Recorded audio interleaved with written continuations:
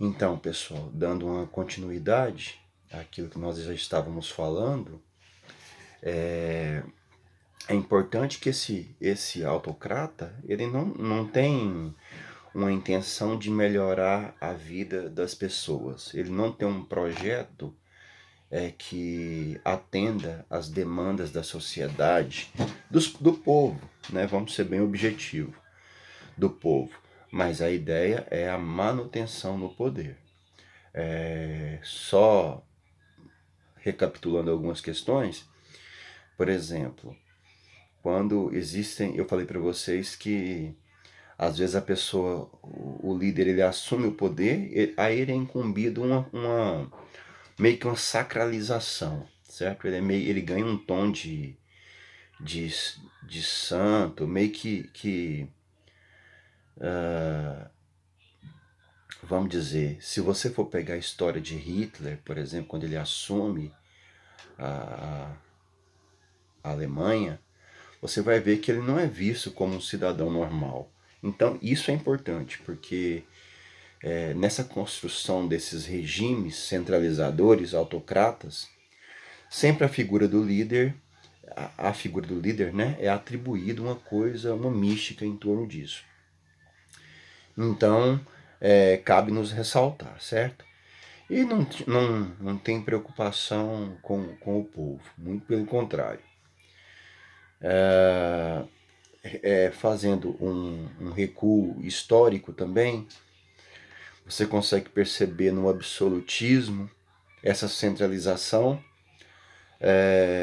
Você consegue perceber também em outros modelos como governos déspotas, né? Que inclusive o absolutismo nós já vimos algumas características, inclusive vocês até já pontuaram sobre isso lá na Europa, aquelas características do absolutismo, né? Onde um grande exemplo que nós temos é o Luís XIV, quando ele diz que o Estado sou eu. Então quem decide tudo é o grande monarca. Então a ele é incumbido esse poder de decisão, ele julga, ele cria leis, ele mistura aquilo que é público com aquilo que é particular, ou seja, tudo é do monarca, certo? Então são essas figuras aí que marcaram fortemente a história e que você consegue entender. O próprio termo absolutismo já coloca como o senhor absoluto, ou seja, a ele é centralizado todos os poderes, diferentemente do atual contexto que nós vivemos, quando você tem a democracia, o advento da democracia, que existe a separação dos poderes, o legislativo, o executivo, o judiciário, apesar de se encontrarem em alguns momentos em situações de conflito, mas eles têm sim uma capacidade de negociação. Um poder não sobrepõe ao outro, apesar de o executivo ele ter um maior destaque nessa configuração que nós conhecemos, mas existe uma negociação e é preciso essa negociação. Eu falo negociação no bom sentido, tá? Que a negociação é promovida por um debate, pelo diálogo, porque tudo se esclarece a partir de um diálogo, certo? Ou para um lado ruim ou para um lado bom. Mas às vezes a falta de diálogo ela não dá clareza. Quando o Estado propõe algum assunto para discussão, isso faz com que as pessoas consigam entender, visualizar melhor, compreender os prós e os contras daquele debate, para que posteriormente a decisão seja tomada. Mas quando o Estado centraliza e simplesmente as decisões são feitas de cima para baixo, isso é ruim, porque fica mais a desinformação paira. E aí as pessoas ficam naquele achismo. Um acha uma coisa, o outro acha outra, e isso não promove o exercício da boa política, certo? E nós estamos falando de autocracia, mas na democracia acontece isso. Tem alguns municípios, por exemplo, a gente pode perceber alguns municípios no nosso estado, no estado de Goiás, que a divulgação de informações é um tanto obscura, então não tem transparência. Então a falta de transparência ela é terrível. E nas atuais gestões tinha que ser a transparência tinha que ser algo claro, que lida com recursos públicos. Então a gente tinha que saber com o que esses recursos estão sendo gastos. Isso está relacionado com a democracia, tá? A gente vai falar disso depois.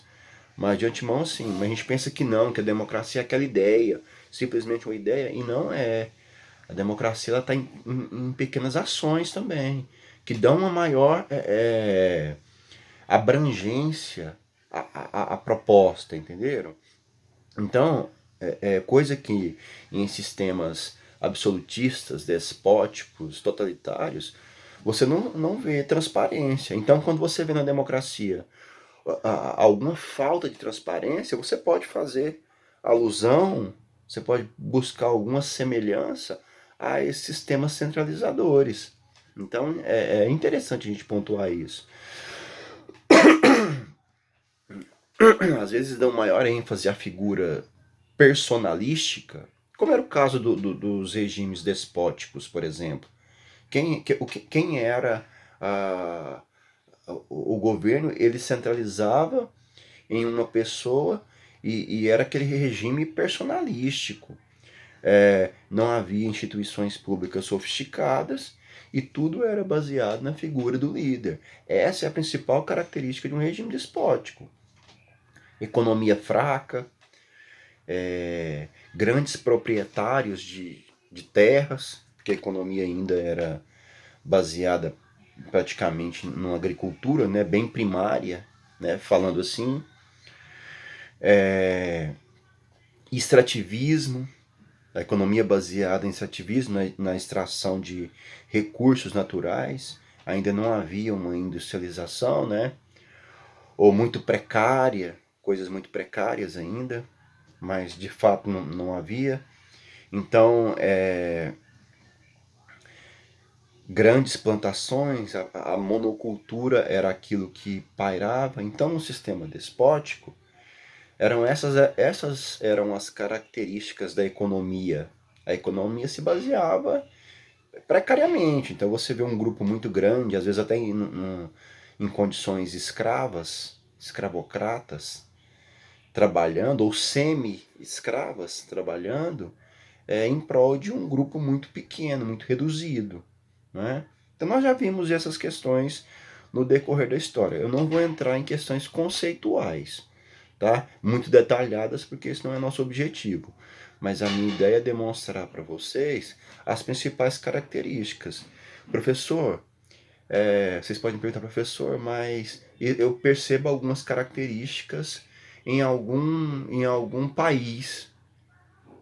Em algum país, por exemplo, Cuba, Estados Unidos, mesmo tendo sendo países, um país democrático e outro autocrático, a gente consegue perceber essas características. Primeiro, eu quero dizer para vocês que eu não estou fazendo juízo de valor. Aquilo que é melhor e aquilo que é pior. Os Estados Unidos é bom, Cuba é ruim. Não, eu estou colocando características para vocês. Cabe a você fazer, quando você for tomar uma decisão assim, você vai ver que sempre, não vou nem vou tirar Cuba desse circuito de discussão, vou colocar a China, porque daí eu consigo equiparar com relação às potências. Você vai ver pontos positivos no lugar e pontos negativos. Pontos positivos nos Estados Unidos e pontos negativos também, tanto na China como nos Estados Unidos. Então, cabe a você olhar para o que é mais positivo, o que você entende pelo Estado, como que você entende que tem que ser a atuação do Estado, né? Para aí você pegar e fazer uma ideia daquilo que você acha que é mais interessante, né? Mas mesmo assim, a nossa proposta é de observar e analisar. Peraí, o que é interessante, o que é ruim, certo? É lógico que algo 100%, aquele tipo ideal, nós provavelmente não teremos, Provavelmente não teremos um tipo ideal. Mas cabe-nos olhar e ver o que é mais interessante. O que serviria para nós, por exemplo? Como que seria a nossa forma? Como que nosso estado deveria ser? Como que ele deveria se transformar? Do jeito que está, tá bom? Quais são as mudanças que deveriam acontecer? Entenderam? Então a gente parte por aí. Outra questão que a gente pode entrar também são nos totalitarismos, certo? Que são permeados de uma ideologia muito forte. Vamos pensar na antiga União Soviética, né? O totalitarismo já é um controle total do Estado. Um controle total. Então você vê que o Estado, a figura do Estado, a figura do líder, ela é mais amena um pouco, né? Mas o Estado ele ganha aquelas proporções gigantescas no processo, né? Pessoal, então por hora é isso que nós vamos ver, tá? Então nós temos que analisar o texto da Hannah Arendt, certo? Vamos ler o texto também do Adriano Gianturco, que fala sobre autocracias.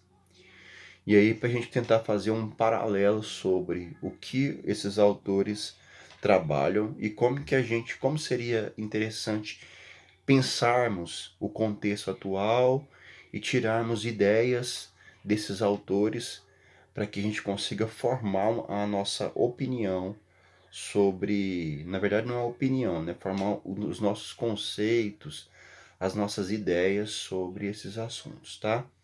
Então, posteriormente, a gente retoma. Abraço.